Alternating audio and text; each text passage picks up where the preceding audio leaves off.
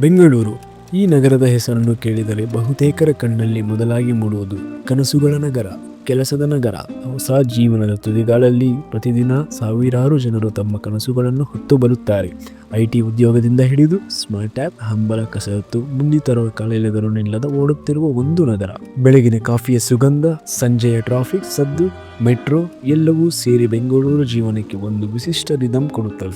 ಇಷ್ಟೆಲ್ಲವೂ ಬಿಸಿಯಾಗಿದ್ದರೂ ಈ ನಗರ ತನ್ನ ಸಂಸ್ಕೃತಿ ಮತ್ತು ಪರಂಪರೆಯನ್ನು ಮರೆಯುವುದಿಲ್ಲ. ಅದರ ಒಂದು ಸುಂದರ ಉದಾಹರಣೆಯೇ ಕಡಲೆಕಾಯಿ ಪರಿಷೆ.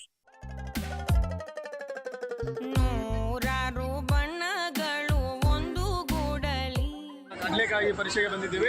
ಇಲ್ಲಿಯ ಜನಗಳನ್ನ ಮಾತಾಡಿಸೋಕೆ ನಾವು ಬಂದಿದ್ದೇವೆ ಕೆಳಗೆ. ಗೌರ್ಮೆಂಟ್ ಇದನ್ನ ಇಂಪ್ರೂವ್ ಮಾಡಿ ಒಂದು ದೊಡ್ಡದಾಗಿ ಒಂದು ಸಮಾರಂಭ ಅಂತ ಬೆಂಗಳೂರು ಮಾಡಿದ್ದಾರೆ. ತುಂಬಾ ಚೆನ್ನಾಗಿರುತ್ತೆ. ಇದು ಎಲ್ಲೆಲ್ಲಿಂದ ಬರ್ತಾರೆ, ಎಲ್ಲೆಲ್ಲಿಂದ ಕಡಲೆಕಾಯಿ ಎಲ್ಲ ಬರುತ್ತೆ.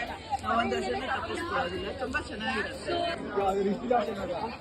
ಆ ಥರ ಏನು ಗೊತ್ತಿಲ್ಲ. ಫ್ರೆಂಡ್ಸ್ ಜೊತೆ ಬಂದ್ವಿ, ಫಸ್ಟ್ ಟೈಮ್ ಬಂದಿರೋದು.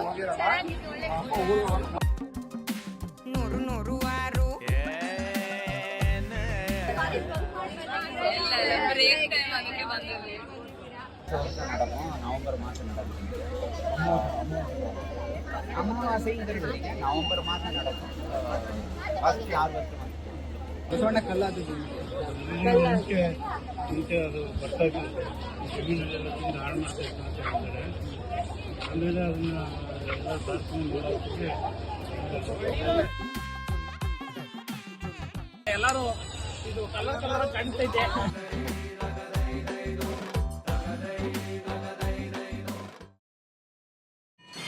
ಬೆಂಗಳೂರು ಬಸವನಗುಡಿಯಲ್ಲಿ ನಡೆಯುವ ಕಡಲೆಕಾಯಿ ಪರಿಷೆ ಶತಮಾನಗಳ ಇತಿಹಾಸವನ್ನು ಹೊತ್ತು ಬರುವುದು ಒಂದು ವಿಶಿಷ್ಟ ಜನಪದ ಜಾತ್ರೆ. ಮೂಲಕ್ಕೆ ಹೋಗಿದೆ. ಇದು ಕೇವಲ ಒಂದು ಜನಪದ ಜಾತ್ರೆ ಮಾತ್ರ, ನಗರ ಮತ್ತು ರೈತರ ನಡುವಿನ ಹಳೆಯ ಬಾಂಧವ್ಯದ ಸಂಕೇತವೂ ಹೌದು. ಫೇಮಸ್ ಆಗಿರುವಂತಹ ಜಾತ್ರೆ ಇದು. ಅದು ಯಾಕಂದರೆ ಯಾವ ರೀತಿ ಹಳೆ ಕಾಲದಿಂದ ಬಂದಂಥ ಸಂಪ್ರದಾಯ ಇದು. ಯಾವ ರೀತಿ ಅಂದರೆ ಫಸ್ಟು ನಾವು ಬೆಳೆ ಕಟಾವು ಮಾಡುವಾಗ ನಾವು ಅರ್ಪಣೆ ಮಾಡೋ ದೇವರಿಗೆ ಅದು ಫಸ್ಟ್ ಬಂದು ಇಲ್ಲೇ ಈ ಪ್ರಾಂತದಲ್ಲಿರುವಂಥ ಇಲ್ಲಿ ಬಂದು ಇದು ಮಾಡ್ತಾರೆ.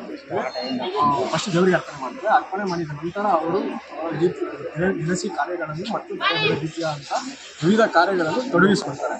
ಅದು ಯಾವ ಥರ ಅಂದರೆ ಫಸ್ಟ್ ನಮಗೆ ಸಂಪ್ರದಾಯ ಪ್ರಕಾರ, ನಮ್ಮ ಸನಾತನ ಧರ್ಮದ ಪ್ರಕಾರ ಏನಿದೆ ಅಂದರೆ ಇಲ್ಲಿ ಫಸ್ಟ್ ದೇವರಿಗೆ ಅರ್ಪಣೆ ಮಾಡಿಬಿಟ್ಟು ಮತ್ತೆ ನಾವು ಅವರ ವ್ಯವಹಾರಗಳನ್ನು ಚಟುವಟಿಕೆಗಳನ್ನು ಮುಂದುವರಿಸ್ತಾರೆ. ಬಟ್ ಇಲ್ಲಿ ನಾವು ಪ್ರತಿ ವರ್ಷ ನೋಡ್ಬೋದು. ಇದು ಏನಂದರೆ ಕಡಲೆಕಾಯಿ ಪರಿಷೆ ಅಂತಾರೆ. ಅದಕ್ಕೆ ನೀವು ನೋಡ್ಬೋದು ಜನರು ಜನ ಸಂದಣಿನ ಹೇಗಾಗಿ ಗಮನಿಸ್ತಿದ್ದೀರಾ. ಅದು ಯಾವ ಥರ ಅಂದರೆ ಪ್ರತಿ ವರ್ಷ ಬಂದುಬಿಟ್ಟು 5 ದಿವಸ ನಡೀತದೆ. ಈಗ ನವೆಂಬರ್ 27 ಸ್ಟಾರ್ಟ್ ಆಯಿತು. ಮತ್ತು ಇನ್ನೂ 5 ಡೇಸ್ ಇರ್ತದೆ. ಇದರಲ್ಲಿ ಎಲ್ಲ ಜನರು ಅವರವರ ಇಷ್ಟ ಮತ್ತು ಅವರವರ ಇಚ್ಛೆಯಂತೆ ಪಾಲ್ಗೊಂಡು ಅದರ ವ್ಯಾಪಾರ ವಹಿವಾಟುಗಳನ್ನು ಸಹ ನಾವು ನಡೆಸಿದ್ದೀವಿ. ಮತ್ತು ಅವರು ನಾರ್ಮಲ್ ಆಗಿ ಇದು ಕಣ್ಣಿಗೆ ತಂಪು ಕೂಡ ಮಾಡ್ಕೊಳ್ಳಾಗಿರ್ತದೆ. ಇಷ್ಟು ಈ ಒಂದು ದೇವಸ್ಥಾನದ ಒಂದು ಶರೀರ. ಕಾಲ ಬದಲಾದರೂ ಸಂಪ್ರದಾಯ ಬದುಕಿದೆ. ಇಂದು ಕೂಡ ಕರ್ನಾಟಕದ ವಿವಿಧ ಜಿಲ್ಲೆಗಳಿಂದ ರೈತರು ತಮ್ಮ ಹೊಸ ಕಡಲೆ ಬೆಳೆಕಾಯಿ, ನೆಲ್ಲಿಕಾಯಿ ಎಲ್ಲವನ್ನೂ ಹೊತ್ತು ಬೆಂಗಳೂರಿಗೆ ಬರುತ್ತಾರೆ.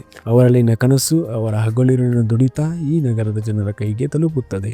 ಬಸವನಗುಡಿಯ ರಸ್ತೆಗಳಲ್ಲಿ ನಡೆಯುವ ಆ ಸಂಭ್ರಮ, ಬಣ್ಣ, ಜನ, ನಗು, ಸದ್ದು, ಮಳೆ, ಬೆಳಕು ಒಂದೇ ಸಮಯದಲ್ಲಿ ಬೆಂಗಳೂರಿನ ಹಳ್ಳಿಗಟ್ಟಿನ ಹೃದಯವನ್ನು ಮರೆಮಾಡಲಾರದಂತೆ ತೋರ್ಪಡಿಸುತ್ತೆ. ನಗರವು ಎಷ್ಟು ಬದಲಾಗಿದ್ದರೂ ಅದರ ಸಂಸ್ಕೃತಿ, ಅದರ ಹಣ್ಣ, ಅದರ ಜನ, ಇವುಗಳ ಜೊತೆ ಇರುವ ಬಾಂಧವ್ಯ ಯಾವತ್ತೂ ಬದಲಾಗುವುದಿಲ್ಲ.